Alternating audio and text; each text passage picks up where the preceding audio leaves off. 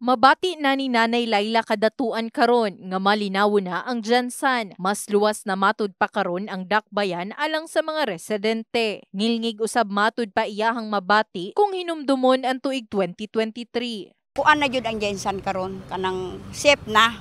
Matong ato lang ampo nga unta, ma-safe na pud hantod sa kahanturan. Di na ta makapangabri sa bintana kay mahadlok na ta ba. So sa ako alang unta, insyaallah nga wala na tay kakulian. Bisan ang mga tricycle driver, mabati usab matud pa nila nga arang-arang na ang sitwasyon karon sa Jansan. Itandi matud pa ni aging mga bulan nga sagunson ang mga pagpamusil.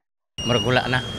Minus-minusan yun. Wala na. Di pa atong miagi. Ako lang ang unta ma-peaceful pag samot. Sigun pa ni Police Colonel Nicomedes Olivar Jr., labaw sa General Santos City Police Office nga makagarantiya siya sa mga residente nga hapsay ug mas luwas na sa karon ang syudad. Ilabi na nga nadakpan na sa karon ang leader sa Salas Criminal Group nga si alias Estong nga usa sa nagpaluyo matud pa sa mga patay ug pagpanuli sa Jansan.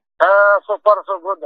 Wala na ta kayo halos nadungog na during sa open public nanay crimes with the use of the firearm or shooting incident. Sugod bulan sa Agosto 2020 hangtod Enero ning tuig 2024, 43 ang natala nga pagpamusil sa Jansan ug tulo na lang niini ang unsolved cases.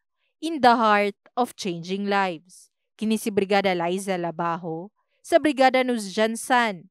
Brigada News.